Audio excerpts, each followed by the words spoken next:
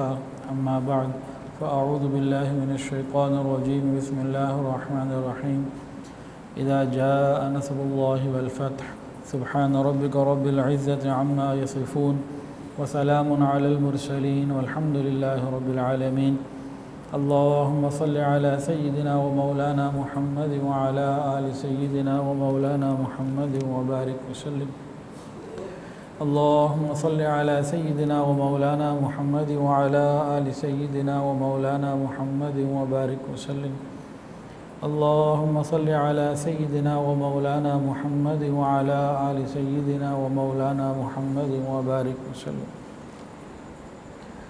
حضور پاک صلی اللہ علیہ وسلم کی سیرت طیبہ سیرت مبارکہ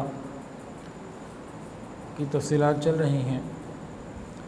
فتح مکہ کے بعد غزوہ حنین ہوا، جس میں مسلمانوں کو ابتداءً کچھ پریشانی کا سامنا آیا۔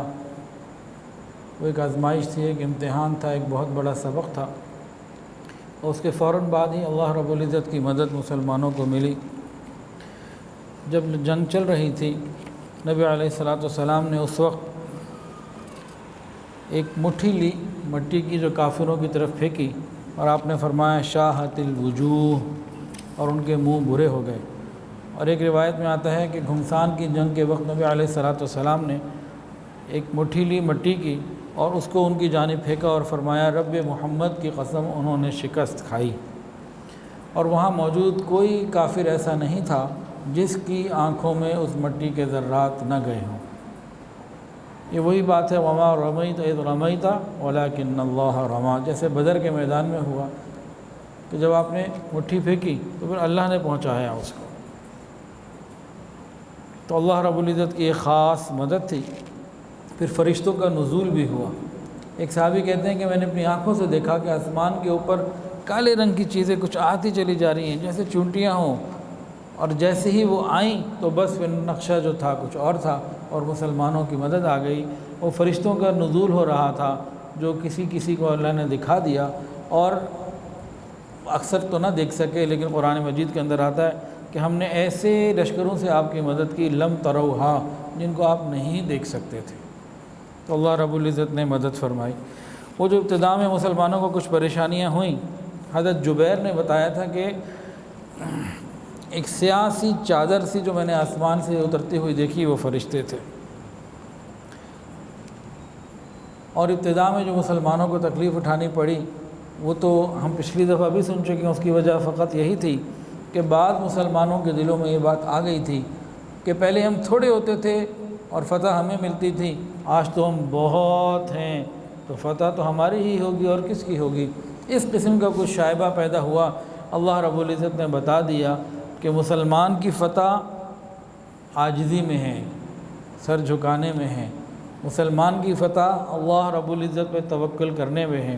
مسلمان کی فتح اسباب کے اوپر نہیں، مسبب الاسباب کی مدد کے اوپر ہے۔ جس کے ساتھ اللہ رب العزت کی مدد آ گئی، اس کا پلڑا ساری دنیا سے بھاری ہو گیا۔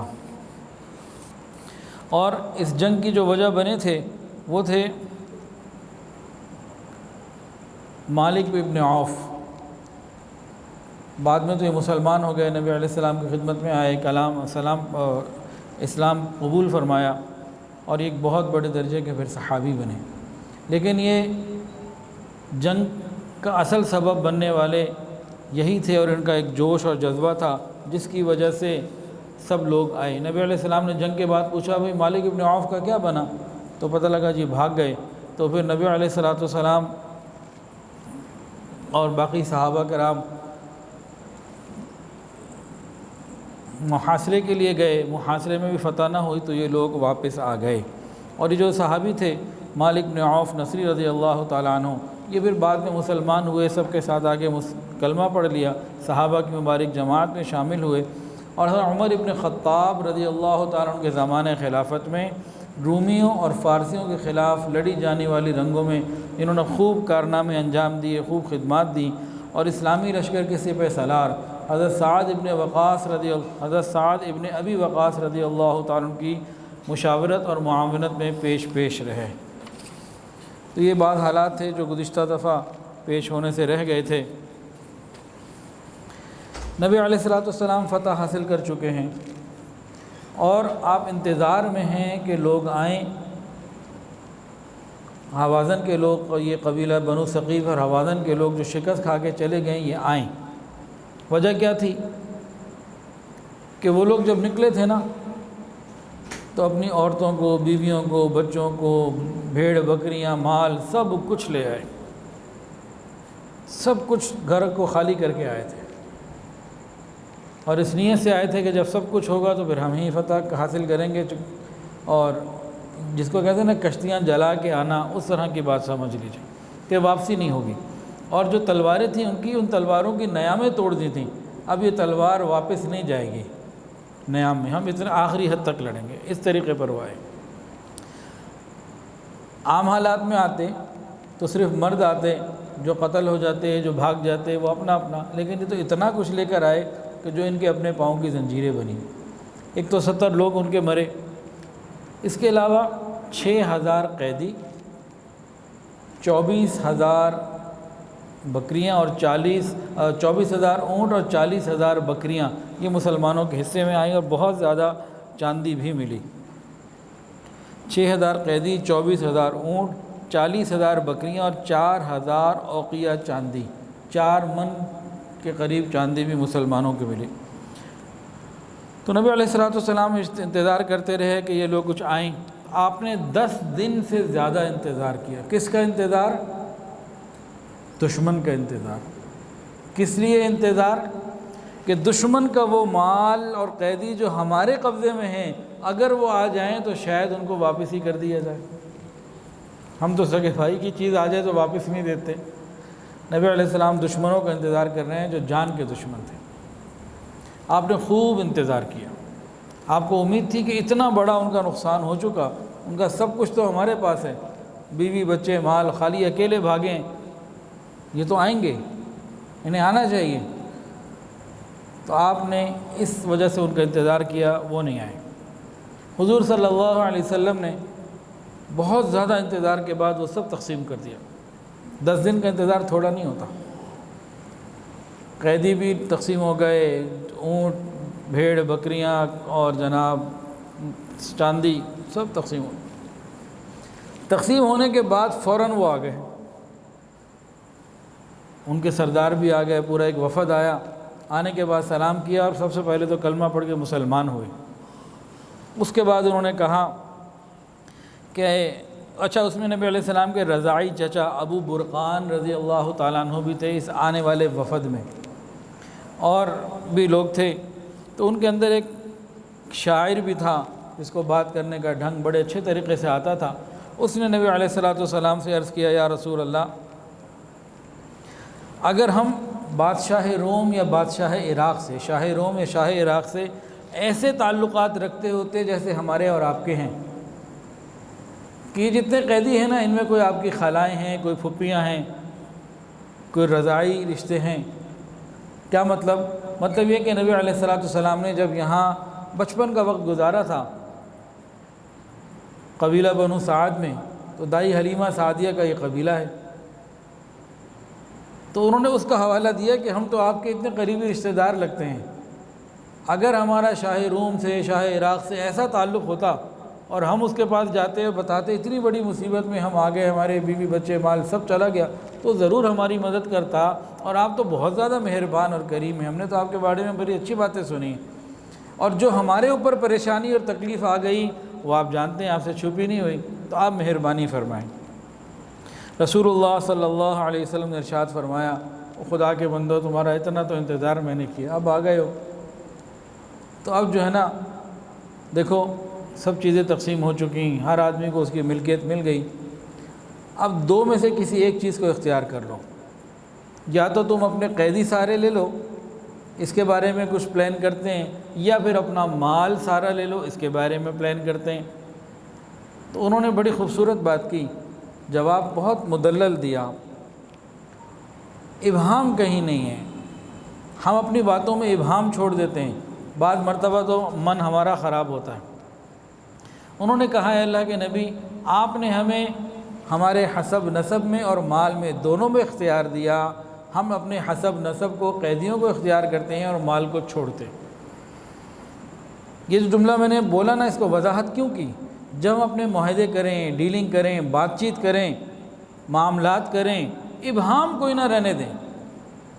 دیکھیں نبی علیہ السلام نے سمجھنے کی باتیں ہیں یہ۔ نبی علیہ السلام نے فرمایا قیدی لے لو یا مال۔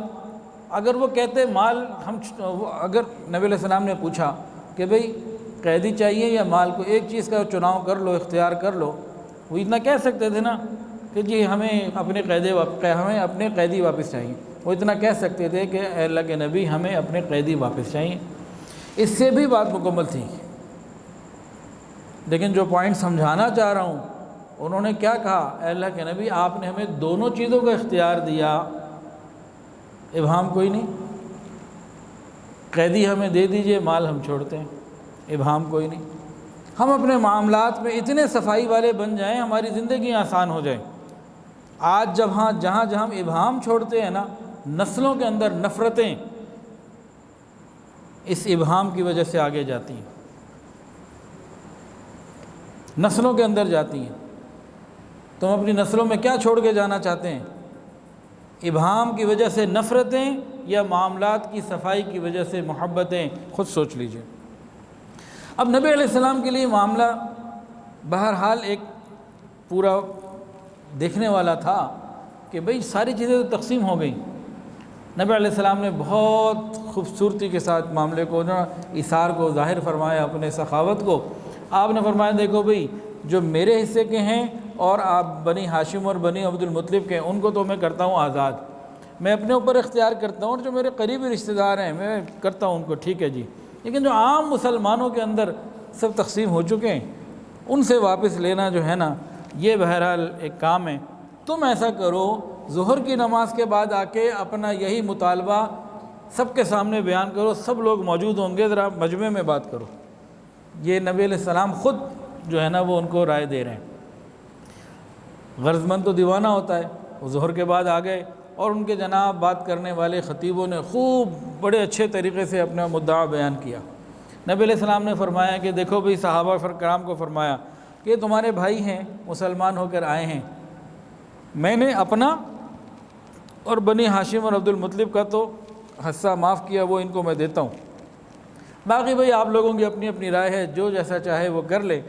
خواہش میری یہ ہے کہ سارے کے سارے آپ لوگ خوشی سے دے دیں، اور اگر کسی کو خوشی سے دینے میں کوئی تردد ہو تو دے، وہ بھی دے، اس کا بدلہ مجھ سے لے لیں، اس کے بدلے میں معاوضہ کوئی چیز مجھ سے طے کر لے، تاکہ ان بیچاروں کا کام ہو جائے۔ یہ فاتح ہیں، کبھی دنیا میں کوئی ایسا فاتح دیکھا؟ کبھی پڑھا؟ بڑے بڑے جرنیل گزرے، لیکن اتنی بڑی رحمت، اتنا تحمل، اتنا ایثار، اتنی محبت دشمنوں سے، وجہ کیا تھی؟ نبی علیہ السلام تو ان کو کلمہ پہ لانا چاہتے تھے۔ تمام صحابہ کرام نے فوراً کہا یا رسول اللہ حاضر، ہم تو جان قربان کرنے کے لیے تیار، آپ قیدی کی بات کرتے ہیں، سارے چھوڑ دیے۔ تمام صحابہ کرام نے یک دفعتاً 6000 قیدی آزاد ہو گئے۔ تو یہاں تک تو بات بہت اچھی ہے۔ آگے نبی علیہ السلام کے احتیاط پہ اور غور فرمائیے۔ نبی علیہ السلام ہمیں سکھا رہے ہیں، امت کو سکھا رہے ہیں۔ حضور پاک صلی اللہ علیہ وسلم نے جب یہ صحابہ کی بات سنی تو اس کو آپ نے ایسے نہیں قبول فرما لیا، بلکہ تمام صحابہ میں سے جو جماعتیں تھیں نا، انصار کی، مہاجرین کی اور مختلف خاندانوں کی، ان سب کے بڑوں کو بلایا کہ بھئی اپنے اپنے لوگوں سے فرداً پوچھو۔ ہو سکتا ہے کسی نے مجمع میں روب کی وجہ سے، شرم کی وجہ سے ایسی بات کہہ دی ہو، دل اس کا نہ تیار ہو، دل اس کا راضی نہ ہو، لیکن وہ ایک ماحول کے اثر میں آ کے اس نے کہہ دیا، اور اس کے دل میں ایسی بات نہ تھی، تو یہ تو طیب نفس نہ ہوا، رضامندی نہ ہوئی۔ تو حضور صلی اللہ علیہ وسلم نے بڑا اہتمام فرمایا اور فرداً لوگوں سے پھر پوچھوایا۔ جب سب نے کہا ہم نے تو دل و جان سے قبول کیا، اس کو خوشی سے دیا ہے، تو پھر نبی علیہ السلام نے اس کو قبول فرمایا۔ یہ کتنی بڑی نبی علیہ السلام کی حکمت کی بات تھی۔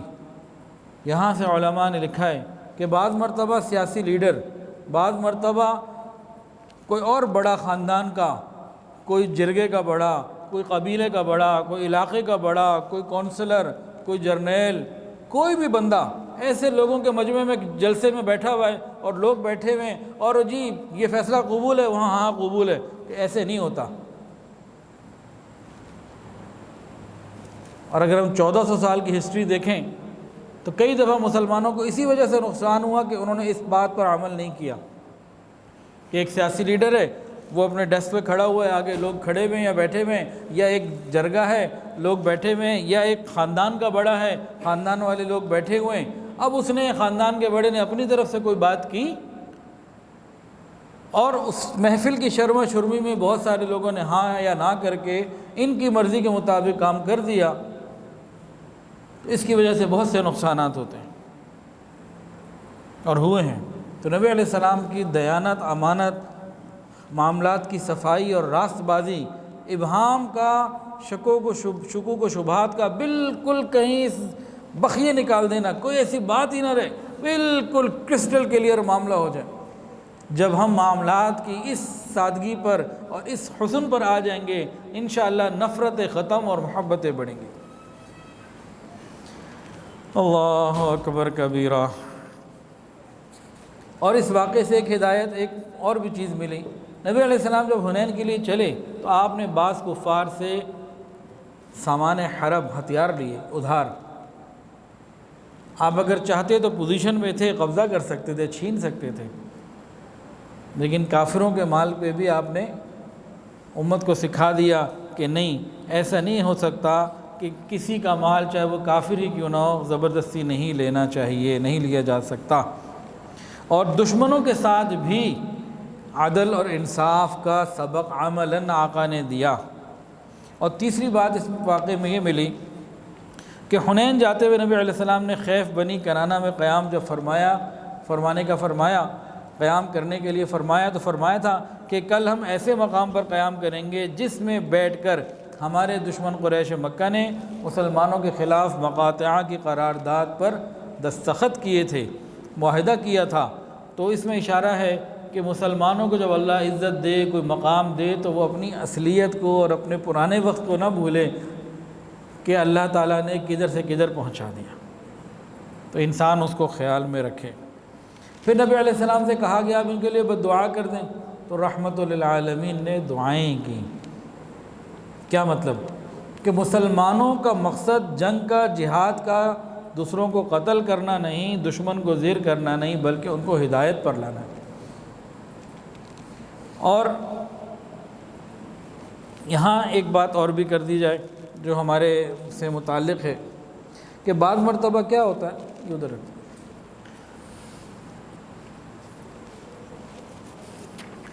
طیب نفس کے بغیر کسی سے پیسہ لینا۔ کوئی عالم ہوں، بزرگ ہوں، شیخ ہوں اور مدرسے والے ہوں، وہ اپنا اثر و رسوخ استعمال کر کے شخصیت کا جو ہے نا وہ ایک روب ہوتا ہے، اس کے اندر کسی کو ڈال کے اس سے اس کی بغیر دل کی خوشی کے پیسے لے لینا، مدرسے کے لیے، مسجد مدرسے کے لیے ڈونیشن لے لینا، یہ بھی جائز نہیں۔ جو اپنی رضا اور خوشی سے دے بہت اچھا، اور جو نہ دے وہ بھی اچھا، اس میں کسی کے اوپر زبردستی کرنا یہ جائز نہیں، اس میں برکت نہیں ہوتی۔ خیر نبی علیہ السلام نے قیدی جو ہیں سب کو واپس کر دیے۔ پھر کیا ہوا؟ سارے ہی مسلمان ہو گئے۔ آپ نے احسان کیا اور پھر ان کے دل کے اندر بات آئی گئی اور سارے ہی مسلمان ہو گئے۔ انہی قیدیوں میں ایک قیدی اور تھیں، ایک قیدی تھیں، ان کا نام تھا حضرت شیمہ رضی اللہ تعالیٰ عنہ۔ انہوں نے صحابہ کو فرمایا کہ میں تمہارے صاحب کی بہن ہوں۔ کہا نبی علیہ السلام کی بہن؟ ہم نے تو نہ سنی نہ دیکھی، تم کدھر سے آ گئی؟ کہا میں بہن ہوں، مجھے ملاقات کرواؤ، لے کے چلو۔ تو نبی علیہ السلام کے پاس آ گئیں اور آ کے کہا اے محمد صلی اللہ علیہ وسلم، میں آپ کی بہن شیمہ ہوں۔ نبی علیہ السلام نے پوچھا کون شیمہ؟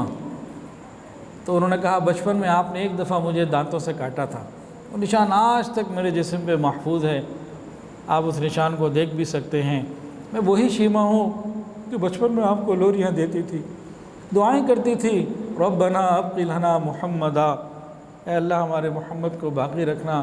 آج پروردگار نے آپ کو عزت اور عظمت دی ہے اور ہماری دعائیں قبول کی ہیں۔ جب آپ گود میں ہوتے تھے میں آپ کے لیے دعائیں کیا کرتی تھی، تو اب آپ ہم پر مہربانی فرمائیے، رحمت فرمائیے۔ نبی علیہ السلام نے جب ساری تسلی کر لی کہ ہاں واقعی یہ دائی حلیمہ سعدیہ کی بیٹی شیمہ ہیں، تو نبی علیہ السلام بہت خوش ہوئے، آنکھوں سے آنسو بھی نکل آئے۔ نبی علیہ السلام نے پھر بہن کا مقام امت کے بھائیوں کو سمجھایا۔ رحمت للعالمین کی رحمت للعالمین میں سے بہن کو مقام آج مل رہا ہے۔ نبی علیہ السلام نے بہن کو کیا فرمایا؟ چادر بچھائی، عزت کے ساتھ بہن کو بٹھایا، پھر ان کو یہ فرمایا شیمہ اگر ہمارے ساتھ رہنا چاہتی ہو تو مدینہ چلو، ہر طرح کی عزت تکریم اور خیر کے ساتھ رکھیں گے، اور اگر واپس جانا چاہتی ہو تو بخوشی واپس بھی جا سکتی ہو، اختیار تمہارا ہے۔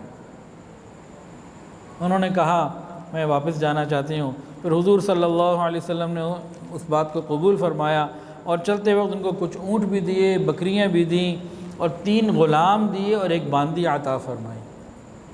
اس طرح انعام اور اکرام کے ساتھ اپنی بہن کو بھیجا۔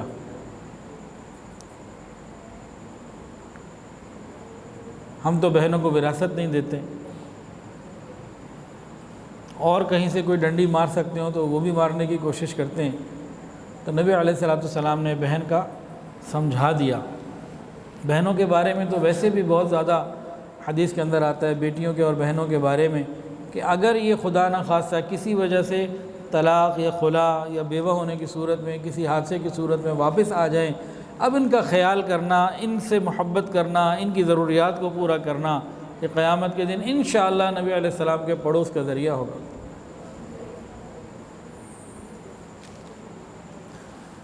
اللہ اکبر کبیرہ۔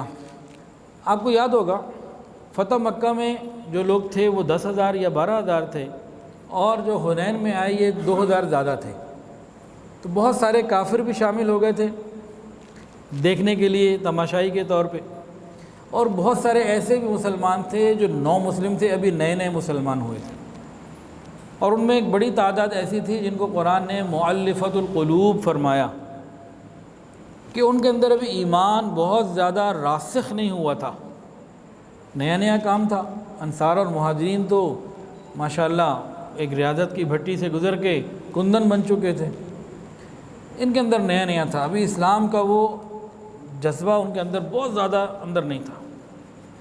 تو حضور پاک صلی اللہ علیہ وسلم نے تقسیم غنائم کے وقت جب مال غنیمت کو تقسیم کیا، اس وقت ان لوگوں کو بہت زیادہ مال دیا، بہت زیادہ، کہ ان کے دل قریب آ جائیں۔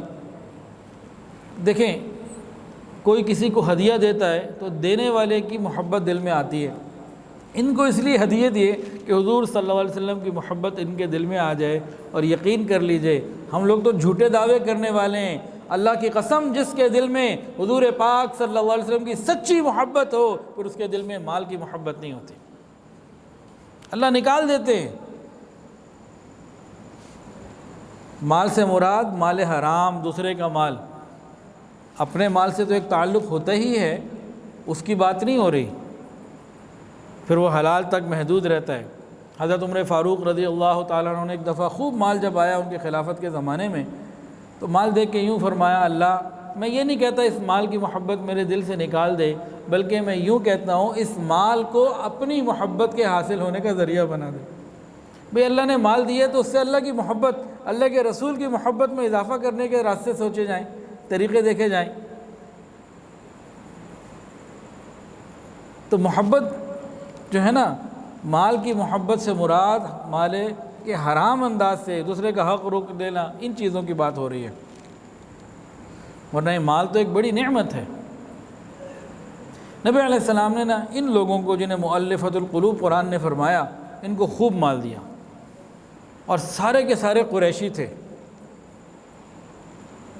آپ نے حضرت ابو سفیان رضی اللہ تعالیٰ عنہ کو 300 اونٹ اور 120 اوقیہ چاندی دی، حکیم ابن حزام رضی اللہ تعالیٰ عنہ کو 200 اونٹ دیے، نضر ابن حارث، صفوان بن امیہ، قیس بن عدی، سہیل بن عامر، حویطب بن عبد العزا، اقرا بن حابس، عیینہ بن حسن، مالک بن عوف رضی اللہ تعالی علیہم اجمعین، ان تمام کو 100 اونٹ دیے، 100 ایچ، 100 ہر ایک کو 100 اونٹ دی کہ ان کے دل جو ہے نا وہ مسلمانوں کی ایمان کی طرف بڑھ جائیں۔ صفوان بن امیہ اس وقت تک مسلمان نہیں ہوئے تھے، لیکن جب اتنی عطایاں دیکھی نا، اتنا کچھ دیکھا، تو فرمانے لگے کہ اتنی بڑی عطا یہ کوئی بادشاہ نہیں کر سکتا، کوئی نبی ہی کر سکتا ہے۔ کلمہ پڑھ کے مسلمان ہو گئے۔ تو یہ بھی ایک طریقہ تھا ایمان کی طرف لوگوں کو لے کے آنے کا۔ اب یہاں ایک اور مسئلہ پیدا ہو گیا، اس کو ذرا بہت توجہ سے سمجھ رہے ہیں۔ بسم اللہ۔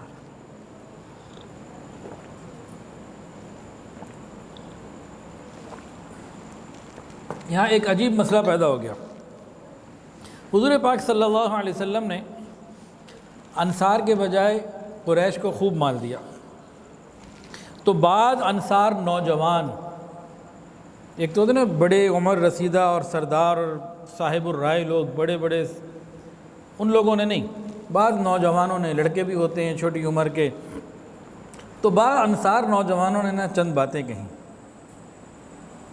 سنے اور دلوں کو تھام کے سنے، پھر نبی علیہ السلام کا جواب سنے، اور آپ صلی اللہ علیہ وسلم کا دل اور دماغ سے ہر چیز کو، برائی کو، بدگمانی کو، غلط فہمیوں کو کھرچ دینا سیکھیں۔ کاش ہم بھی اپنے گھروں میں ایسا کچھ کر لیتے۔ آپ نے دل میں پیدا ہونے والی بات کو، بدگمانی کو، یا کسی ایسی بات کو ایسے کھرچا کہ اللہ اکبر کبیرہ، سنیے اور دل کے کانوں سے محبت کے ساتھ ان باتوں کو سنیے، تڑپا دینے والی باتیں ہیں۔ بعض نوجوانوں میں سے بعض نے یہ کہہ دیا کہ حضور صلی اللہ علیہ وسلم نے قریش کو تو دیا، ہمیں کچھ نہیں دیا، حالانکہ ہماری تلواریں ابھی تک دشمن کے خون سے ٹپک رہی ہیں۔ ایک جملہ کسی نے یہ بولا۔ اب دوسرا جملہ ذرا دلوں کو تھامتے ہوئے سنیے۔ بعض نے یہ کہہ دیا، مشکلات اور تکلیفوں میں تو ہمیں بلایا جاتا ہے، اور جب مال غنیمت دینے کی بات آتی ہے تو پھر اپنوں میں دے دیا جاتا ہے، پھر قریشیوں میں دے دیا جاتا ہے۔ یہ اللہ کے نبی کا حوصلہ دیکھیں، آپ کو یہ باتیں پہنچی، آپ کو اطلاع ملی، آپ نے انصار کو ساروں کو جمع کر لیا، یا معاشر الانصار سارے جمع ہو جاؤ، سارے آ گئے۔ جب انصار، ان کے چھوٹے بڑے، ہر طبقہ سارا جمع ہو گیا جو اس وقت موجود تھا، پھر نبی علیہ السلام کی اگلی باتیں سنیے، کیسے آپ نے دل اور دماغ کو کیسے صاف کیا، اور ہر اینگل کو ذکر کر دیا تاکہ قیامت تک کوئی بات آگے بڑھے ہی نہ۔ یہ ہوتا ہے معاملات میں صفائی اور محبت۔ نبی علیہ السلام نے فرمایا، اے انصار، یہ کیا بات ہے جو میں سن رہا ہوں؟ تو ان کے جو بڑے تھے انہوں نے کہا، یا رسول اللہ، بات تو واقعی ہوئی ہے، لیکن ہم بڑوں نے نہیں کی، کچھ بچوں نے کر دی ہے، نوجوانوں نے کر دی ہے جذبات میں۔ نبی علیہ السلام نے فرمایا، اب سنیے آپ، بھئی قوم کا لیڈر ہوتا ہے، بڑا ہوتا ہے، خاندان کا بڑا ہوتا ہے، معاملہ ٹیکل کرنے ہوتے ہیں، تو یہاں سے نتیجے نکالیں، یہاں پوائنٹس نکالیں۔ فرمایا، اے گروہ انصار، کیا تم گمراہ نہ تھے؟ اللہ نے تمہیں میری وجہ سے ہدایت نہیں دی؟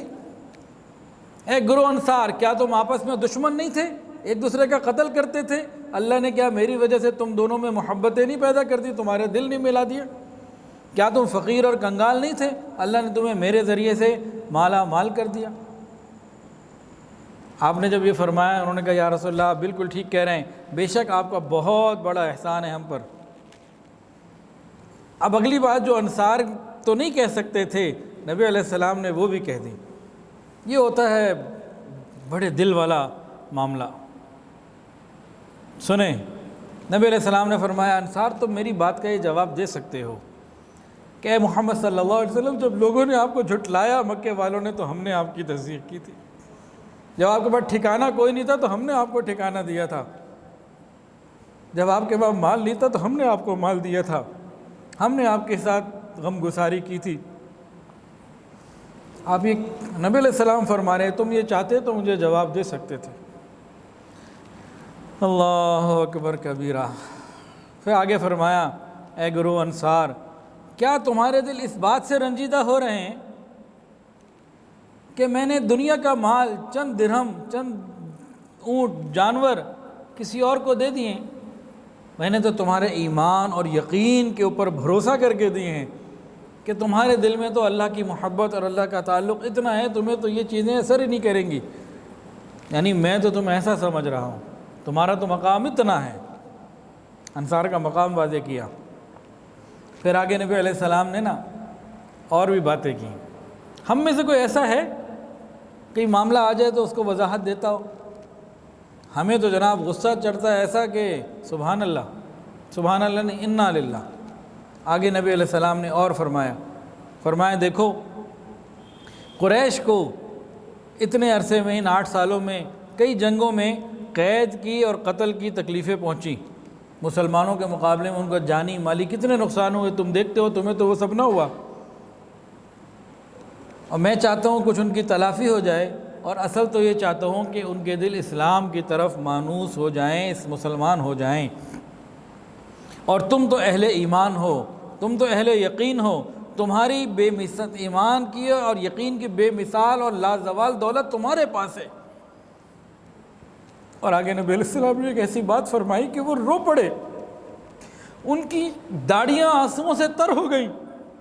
آقا صلی اللہ علیہ وسلم نے ارشاد فرمایا کہ انصار، کیا تم اس بات پر راضی نہیں ہو کہ دوسرے دنیا والے اونٹ اور بکریاں لے جائیں، تم محمد الرسول اللہ کو اپنے ساتھ لے جاؤ؟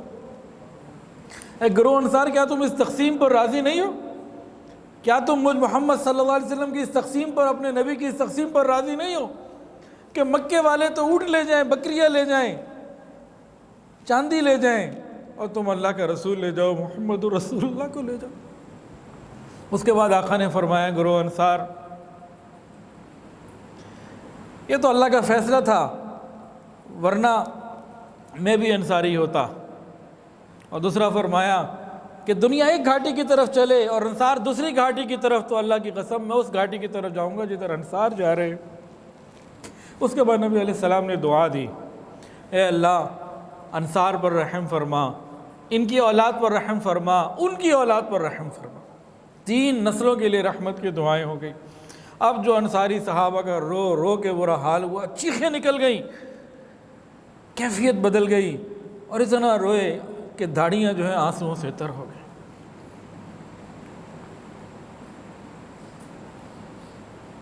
کیا تم اس تقسیم پر راضی نہیں ہو کہ مکے والے بھیڑ اور بکریاں، جانور لے جائیں، اونٹ لے جائیں، تو محمد رسول اللہ کو لے جائیں؟ اللہ اکبر کبیرہ۔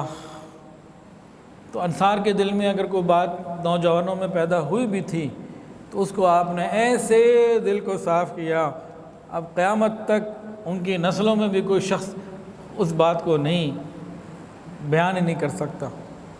ہمیں بھی چاہیے اپنی نسلوں میں محبتیں بانٹ کے جائیں، کچھ ایسا کریں کہ محبتیں بڑھیں۔ اس کے بعد نبی علیہ السلام 18 ذی القعدہ کو رات کے وقت جعرانہ سے مکہ کی طرف روانہ ہوئے، اور عمرہ کیا آپ نے جعرانہ سے، اور وہاں پہنچ کر عتاب ابن اسید کو مکہ مکرمہ کا والی مقرر کیا، اور معاذ ابن جبل رضی اللہ تعالیٰ عنہ کو تعلیم دین کے لیے ان کے پاس چھوڑا کہ وہ مکے والوں کو دین سکھائیں۔ اور 2 مہینے 16 دن کے بعد 27 ذی القعدہ کو نبی علیہ السلام اپنے صحابہ کرام کے ساتھ مدینہ طیبہ داخل ہوئے۔ تو یہ فتح مکہ اور غزوہ حنین کا یہ سارا واقعہ اس طریقے سے مکمل ہوا۔ حضور صلی اللہ علیہ وسلم جو اوطاس سے عمرہ کرنے کے لیے تشریف لائے تھے، تو باب کعبہ پہ کھڑے ہو کے اس کو پکڑ کے آپ نے متع کو قیامت تک کے لیے ہمیشہ کے لیے حرام قرار دے دیا۔ رات کا وقت تھا، تھوڑے لوگ تھے تو سب کو اندازہ نہ ہو سکا، آج کل کے زمانے کی کمیونیکیشن فیسلٹیز تو تھی نہیں، تو یہ بات پورے مجمع کو پتہ نہ چل سکی۔ تو پھر آپ کو تبوک کے سفر میں کسی وقت پتہ لگا، اور کسی سفر میں کہ کسی نے یہ کر لیا ہے، تو آپ نے پھر اس کو اعلان فرمایا تو اور لوگوں کو بھی معلوم ہوا۔ لیکن کچھ ایسے بھی لوگ اس زمانے میں تھے کہ ملے اور دوبارہ پھر ملاقات نہیں ہوتی تھی، تو حضرت عمر فاروق رضی اللہ عنہ کے زمانے میں ان کو اطلاع آئی کہ کسی نے متع کیا ہے، تو آپ نے فرمایا کہ اس کو نبی علیہ السلام نے ہمیشہ کے لیے حرام قرار دے دیا ہے، اور اس کا اعلان کروایا، اور فرمایا آج کے بعد اگر کسی نے یہ کیا تو حد زنا جو ہے یہ اس کے اوپر نافذ کی جائے گی۔ اس اعلان کے بعد اور پوری اس کی حکم کی وضاحت اور صراحت کے بعد پھر یہ مکمل طور سے ختم ہو گیا۔ پھر یہ 8 ذی الحجہ چل رہا ہے۔ اس سال عتاب ابن اسید رضی اللہ تعالیٰ عنہ تمام مسلمانوں کو اسی طریقے سے حج کروایا جیسے کہ عرب کا پرانا طریق چل رہا تھا۔ یہ 8 ہجری ہے۔ 9 ہجری میں حضرت ابوبکر صدیق رضی اللہ تعالیٰ عنہ آئے تھے اور 10 ہجری میں نبی علیہ السلام آئے تھے حج کے لیے۔ اسی سال 8 ہجری میں ذو الحجہ کے مہینے میں حضرت ماریہ قبطیہ رضی اللہ تعالیٰ عنہ کے بطن سے نبی علیہ السلام کے بیٹے ابراہیم بن محمد آپ کے تیسرے بیٹے پیدا ہوئے۔ اسی سال نبی علیہ السلام نے حضرت عمر بن عاص رضی اللہ تعالیٰ عنہ کو عامل بنا کر صدقات کی وصولی کے لیے بھیجا عمان کی طرف۔ یہ جو اداروں میں مدرسوں میں ڈونیشن وصول کرنے کے لیے جاتے ہیں، اگر وہ ادارے شریعت کے مطابق چل رہے ہوں تو یہ عمل بھی سنت ہے۔ پھر اسی سال نبی علیہ السلام نے کعب ابن عمیر کو ذات اطلاع کی طرف بھیجا۔ ایک علاقے کا نام ہے ذات اطلاع، شام کی طرف تھا وہ۔ وہاں بھیجا کہ دعوت اسلام وہاں کے لوگوں کو دیں۔ 15 لوگوں کو بھیجا، ان لوگوں نے 14 کو شہید کر دیا، ایک جو ہیں وہ بچ گئے اور وہ واپس مدینہ طیبہ آئے۔ نبی علیہ السلام نے جب یہ مکہ کا معاملہ سارا پورا ہو گیا، غزوہ حنین بھی فتح ہو گیا، اب کیا ہوا؟ جوق در جوق لوگ ہر طرف سے مسلمان ہونے لگے۔ اذا جاء نصر اللہ والفتح ورأیت الناس يدخلون فی دین اللہ افواجا فسبح بحمد ربک واستغفر انہ کان توابا۔ کہ جوق در جوق لوگ مسلمان ہونے لگے۔ اہل عرب اصل کے اندر تو غزوہ بدر ہی سے اسلام سے اور نبی علیہ السلام سے مرعوب ہونا شروع ہو گئے تھے۔ پھر جیسے جیسے وقت گزرتا گیا تو کچھ مسلمان ہوئے اور کچھ انتظار میں تھے کہ قریش کے ساتھ کیا ہوتا ہے۔ تو بہت سارے لوگ رکے ہوئے تھے کہ قریش مکہ کا حال دیکھ لیں پہلے، اور جب قریش فتح مکہ ہو گیا وہ تو ساری باتیں ختم ہو گئیں، اس کے بعد فوج در فوج لوگ آتے اور مسلمان ہوتے، بڑی بڑی تعداد میں وفود آتے اور مسلمان ہوتے۔ اس کا قرآن مجید میں اللہ تعالیٰ نے ذکر فرمایا۔ سوائے قبیلہ حوازن و ثقیف کے، یہ طائف اور حنین والوں کے، کہ انہوں نے یہ اثر نہیں لیا جو پورے عرب نے لیا۔ یہ بھی اللہ کی ایک شان تھی۔ اللہ تعالیٰ چاہتے تھے مسلمانوں کو خوب مال بھی دے دیا جائے، تو ان کے دل میں یہ آ گیا کہ ہمیں لڑنا ہے، اور آگے لڑنے کے لیے اور اپنا سارا مال لے آئے۔ عام طور سے لڑائی میں ایسا کوئی بھی نہیں کرتا کہ بچوں کو بھی لے آیا، بیویوں کو بھی لے آیا، مال کو بھی لے آیا، جانوروں کو بھی لے آیا، سب کچھ لے آیا۔ کوئی بھی ایسا نہیں کرتا عام طور سے۔ تو وہاں اللہ تعالیٰ نے ایک ان کے دل میں یہ ڈالا اور انہوں نے سب کچھ کیا۔ وہ سارا کا سارا مال مسلمانوں کو اللہ تعالیٰ نے بھیجا، تاکہ اللہ تعالیٰ چاہتے تھے کہ دکھا دیں کہ ہم جو چاہتے ہیں وہ کر دیتے ہیں۔ ان اللہ علی کل شیء قدیر،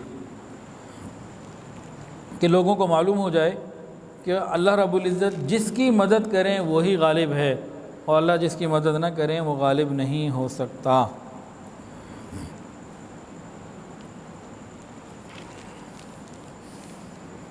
اچھا، انصار نے جو بعض نوجوانوں نے کہا تھا نا کہ بھئی ہمیں نہیں دیا ان کو دے دیا، تو خدا نخواستہ یہ ان کے دل میں کوئی مال کی محبت کی بات نہیں تھی۔ وہ تو نبی علیہ السلام خود فرما رہے ہیں تمہارے ایمان اور یقین کی بنیاد کو تو میں نے بنا کے ان کو دیا، تمہیں نہیں دیا۔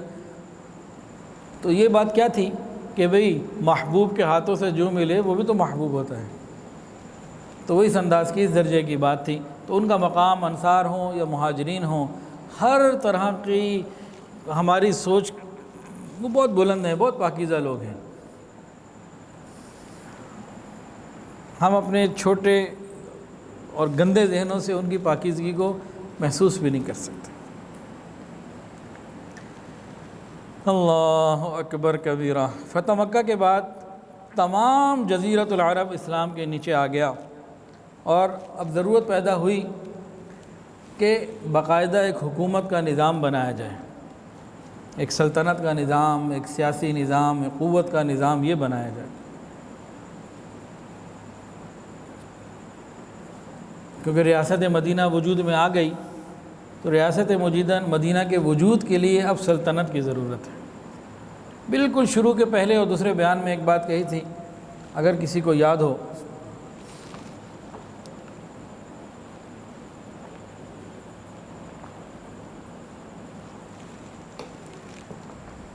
ریاست مدینہ کیسے بنتی ہے؟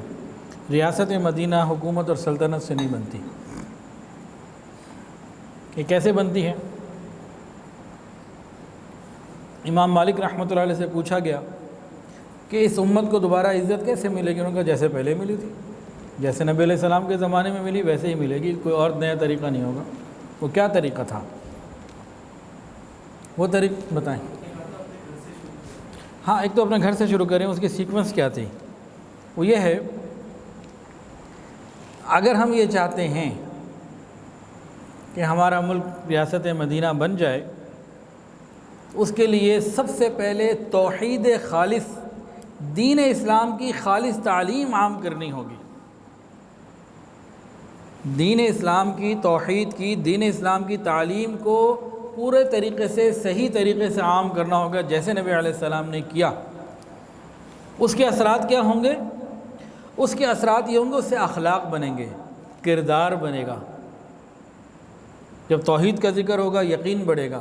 قیامت کا ذکر ہوگا، انسان چوری چکاری سے بچے گا، حیا اور پاک دامنی ہوگی، دوسروں کی عزتوں کا خیال کرے گا، اور بہت ساری چیزیں۔ تو خالص دینی تعلیم کے اثرات جب آئیں گے تو اخلاق اور کردار بنیں گے۔ جب لوگوں کے اخلاق اور کردار بننے شروع ہو جائیں گے تو اس سے ایک معاشرہ وجود میں آ جائے گا۔ پھر اس معاشرے کی حفاظت کے لیے سلطنت کی ضرورت ہے۔ تو آج نبی علیہ السلام کو سلطنت کی ضرورت پیش آئی 8 ہجری میں جا کے۔ اس سے پہلے تو خالص دینی تعلیم ہے، طبیعتوں کا بنانا ہے، مزاجوں کا بنانا ہے، کردار اور اخلاق کا بننا ہے۔ وہ جب بنا اور اس سے پورا ایک معاشرہ وجود میں آ گیا، اب حکومت کی ضرورت ہے۔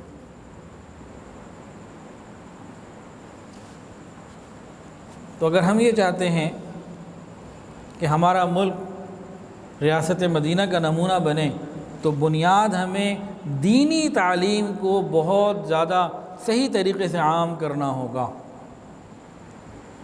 پھر اخلاق اور کردار پیدا ہوں گے۔ پچھلی دفعہ جب میں کراچی گیا تو ایک اسکول میں نا بیان تھا میرا، تو وہاں مفتی طارق مسعود صاحب بھی آئے ہوئے تھے، اور بھی کچھ لوگ تھے جو اس اسکول سے پرانے پڑھنے اور پڑھانے والے ماضی میں رہے۔ تو اس میں ایک صاحب تھے، انگلش کے ٹیچر تھے، وہ ان کا نام تھا سر رضوان انگلش ان کے نام کا ایک حصہ ہی بن گیا۔ وہ کہنے لگے کہ میں نے 2008-10 میں اسلامک اسکول میں پڑھایا، پھر میں یونیورسٹیوں میں اور بڑی بڑی جگہوں پہ چلا گیا، لیکن اب میں واپس اسلامک اسکول میں آیا ہوں۔ گو 1-2 بڑی بڑی یونیورسٹیز میں پڑھا رہا ہوں، لیکن اب میں واپس اسلامک اسکول میں آ گیا ہوں۔ کیوں؟ کہنے لگے کہ اسلامک اسکول میں کم سے کم یہ لوگ اپنے ٹیچر کی عزت تو کرتے ہیں، ورنہ بڑی بڑی یونیورسٹیز میں جہاں مجھے بڑی بڑی سیلریز ملتی ہیں، بڑے بڑے پیسے ملتے ہیں، وہاں عزت نام کی کوئی چیز نہیں۔ جب خالص دینی تعلیم اور ماحول ہوگا تو پھر معاشرہ بنے گا، کردار بنے گا، پھر جا کے حکومت کی ضرورت آئے گی۔ تو دینی تعلیم عام ہوئی، معاشرہ بنا، کردار بنا، اخلاق بنا۔ اس کے بعد پھر جب معاشرہ پھیل گیا اور بہت زیادہ ضرورت بڑھ گئی، اب پھر حکومت اللہ رب العزت نے قائم کروائی، اور پھر نبی علیہ السلام نے اسلام کی حکومت قائم کرنے کے لیے، رکھنے کے لیے مختلف ممالک میں جدا جدا جو گورنر سے ان کا تقرر کیا۔ بازان ابن ساسان کو یمن کا والی بنایا۔ بازان پہلے کسریٰ کی طرف سے یمن ہی کا والی تھا، کسریٰ کے انتقال کے بعد یہ مسلمان ہو گئے، تو نبی علیہ السلام نے ان کو اپنی پوزیشن پہ باقی رکھا۔ بازان کے انتقال کے بعد ان کے جو بیٹے تھے شہر ابن بازان، ان کو یمن کا والی بنا دیا، اور شہر کے انتقال کے بعد خالد بن سعید العاص رضی اللہ تعالیٰ عنہ کو صنعاء کا والی بنایا یمن کا، اور زیاد بن لبید انصاری رضی اللہ تعالیٰ عنہ کو حضر موت کا جو ہے گورنر بنایا، والی کہہ لیجئے، گورنر کہہ لیجئے۔ حضرت ابو موسیٰ اشعری رضی اللہ تعالیٰ عنہ کو زبید اور عدن کا والی بنایا، اور حضرت معاذ ابن جبل رضی اللہ تعالیٰ عنہ کو یمن کے ایک شہر جند کا جو ہے والی بنایا، اور ابو سفیان بن حرب نجران کا والی ان کو بنایا، اور ان کے بیٹے یزید بن ابی سفیان رضی اللہ تعالیٰ عنہ کو تیمہ کا والی بنایا، اور عتاب بن اسید رضی اللہ عنہ مکہ کے والی اور حاکم مقرر ہوئے، اور حضرت علی رضی اللہ تعالیٰ عنہ یمن کے جو ہے نا وہ قاضی مقرر ہوئے، کیونکہ اب معاشرہ بن چکا ہے تو اس کی حفاظت کے لیے اب اسلام کی حکومت کی ضرورت پیش آئی۔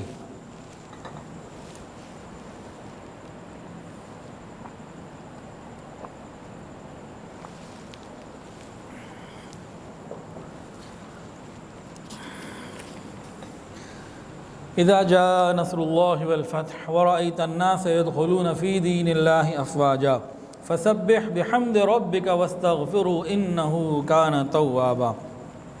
جب اللہ کی مدد اور فتح آ جائے، فتح سے مراد فتح مکہ، جب فتح آ جائے تم لوگوں کو دیکھ لو کہ فوج در فوج اللہ تعالیٰ کے دین میں داخل ہو رہے ہیں، تو اپنے پروردگار کی حمد کے ساتھ اس کی تسبیح بیان کرو اور اس سے مغفرت مانگو، یقین جانو کہ بہت معاف کرنے والا ہے۔ اذا جاء نصر اللہ والفتح، اس کے اوپر تمام لوگوں کا اتفاق ہے، فتح سے مراد فتح مکہ ہے۔ پھر جب یہ صورت نازل ہوئی اذا جاء نصر اللہ والفتح، ہر آدمی ہر طرف سے لوگ اسلام میں داخل ہونے لگے، لیکن اس کے اندر ایک عجیب خبر ہے۔ نبی علیہ السلام نے جب صحابہ کرام کو یہ صورت پڑھ کے سنائی تو صحابہ بہت خوش ہوئے، لیکن حضرت عباس رضی اللہ عنہ غمگین ہو گئے، حضرت عمر رضی اللہ عنہ غمگین ہو گئے۔ ان سے غم کی جب وجہ پوچھی گئی، انہوں نے کہا کہ اب جدائی کا وقت قریب ہے، حضور پاک صلی اللہ علیہ وسلم کو جو اللہ نے کام دیا تھا، جو نبوت کا بعثت کا مقصد تھا، وہ پورا ہوا چاہتا ہے، اور اب نبی علیہ السلام کی اس میں اللہ تعالیٰ کی طرف جانے کی جو خبر ہے نا وہ دی جا رہی ہے، اور حقیقتاً ایسا ہی تھا۔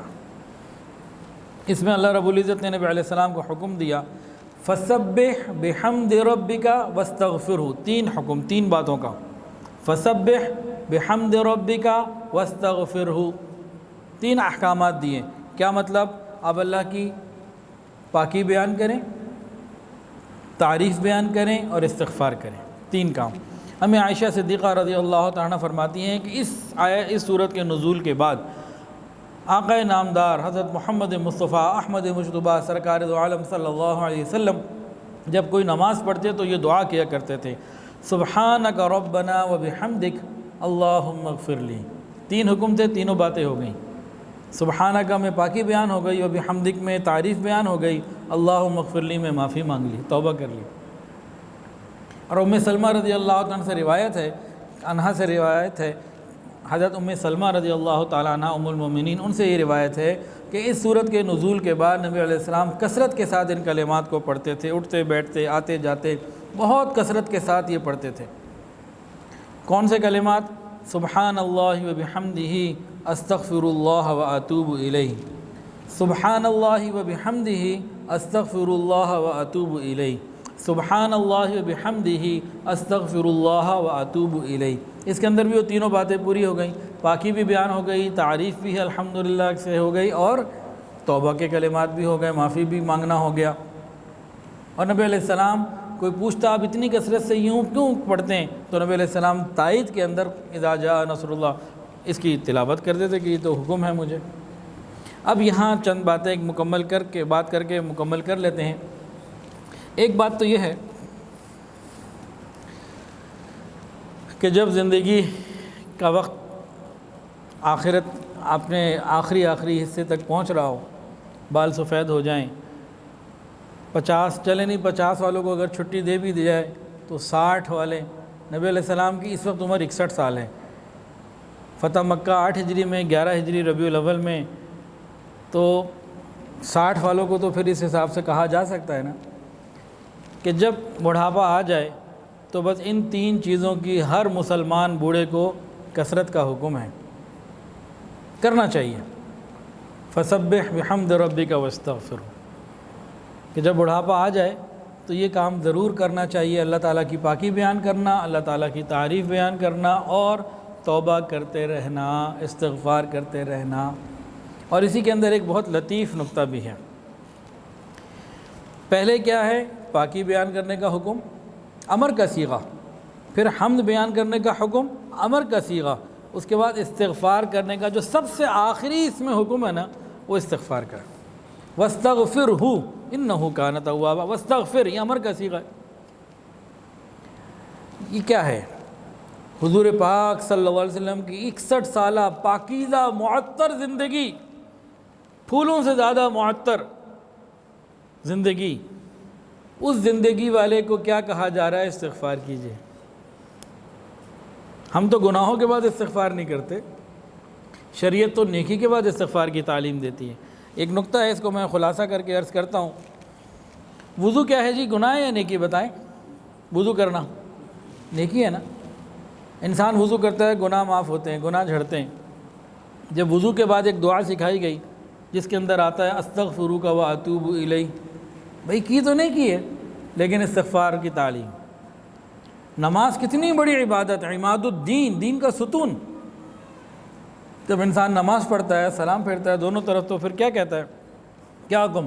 اللہ اکبر، استغفر اللہ، استغفر اللہ، استغفر اللہ۔ نماز پڑھی ہے، اس نے کوئی گانا تو نہیں سنا، عبادت کی ہے۔ عبادت کے بعد استغفار کا حکم، کیا مطلب؟ اللہ اکبر، استغفر اللہ، استغفر اللہ، استغفر اللہ۔ اللہ آپ کی شان بہت بلند ہے، میں اچھے طریقے سے نہیں کر سکا، معاف کر دیجئے، قبول کر لیجئے، پلیز پلیز پلیز، یہ سمجھ لیجئے۔ پھر تہجد کی نماز کتنی بڑی عبادت ہے۔ فتہجد بہ نافلۃ لک عسیٰ ان یبعثک ربک مقاما محمودا۔ ایسی عبادت ہے، انشاءاللہ اس عبادت کی برکت سے آقا علیہ السلام کو مقام محمود عطا ہوگا، اور انشاءاللہ امتیوں کو تہجد کی برکت سے انشاءاللہ العزیز شفاعت عطا ہوگی نبی علیہ السلام کی۔ تو تہجد نیکی ہے، بہت بڑی نیکی ہے، عام نیکی نہیں ہے۔ ولایت ملتی ہی تہجد کے ذریعے سے۔ اب قرآن کو دیکھیے، تہجد پڑھنے والوں کے بارے میں قرآن میں کیا آ رہا ہے؟ کانوا قلیلا من اللیل ما یہجعون وبالاسحار هم یستغفرون۔ کانوا قلیلا من اللیل ما یہجعون وبالاسحار هم یستغفرون۔ یہ جو تہجد گزار لوگ ہیں نا، جب صبح ہونے لگتی ہے تو استغفار کرتے ہیں۔ یہ ساری رات ویڈیو فلم دیکھ کے اور ساری رات چیٹنگ کر کے اور ساری رات انٹرنیٹ پہ ٹائم برباد کر کے استغفار نہیں ہو رہا، ساری رات رب کے حضور مناجات کے بعد صبح استغفار ہو رہا ہے۔ اتنی بڑی نیکی کے بعد حکم ہے استغفار، تعلیم ہے استغفار کی۔ اور آئیے، حج کا عمل کتنا بڑا عمل ہے، ساری زندگی کے پچھلے گناہ معاف ہو جاتے ہیں۔ جو میدان عرفات میں پہنچا اور اس کو یہ خیال ہوا کہ پتہ نہیں میرے رب نے مجھے معاف کیا کہ نہیں کیا، اللہ اس پہ ناراض ہوتے ہیں۔ تو گناہوں کی معافی۔ اب ایک انسان مکہ پہنچا، مینا گیا، وہاں سے عرفات گیا، حج مکمل کر کے اب یہ واپس جب آ رہا ہے تو قرآن کے اندر کیا آتا ہے؟ ثم افیضوا من حیث افاض الناس واستغفروا اللہ۔ ان حجاج کو کہا جا رہا ہے اب واپس جب آ رہے ہو، کہاں سے؟ عرفات کی نیکی کر کے، اب جب واپس آ رہے ہو تو استغفار کرو۔ اتنی بڑی بڑی عبادات کے بعد بھی استغفار۔ اور یہ ساری باتیں تو بہرحال ایک اپنے مقام کو رکھتی ہیں، لیکن ان سے بڑی جو مقام والی بات ہے وہ آقا صلی اللہ علیہ وسلم کی مبارک زندگی ہے۔ پھولوں سے زیادہ معطر زندگی، منور زندگی۔ آپ کی زندگی کا جب آخری وقت قریب آ رہا ہے تو حکم آیا واستغفر، استغفار کیجئے۔ تو ہم بھی استغفار کی عادت جوانی میں ڈال لیں تاکہ بڑھاپے میں بھی توفیق ہوتی رہے۔ یہ نہ سوچے جی بڑھاپے میں حکم آج کرنے کی کیا ضرورت۔ تو بھئی ہم اس کی پابندی رکھیں، استغفار کی کثرت رکھیں۔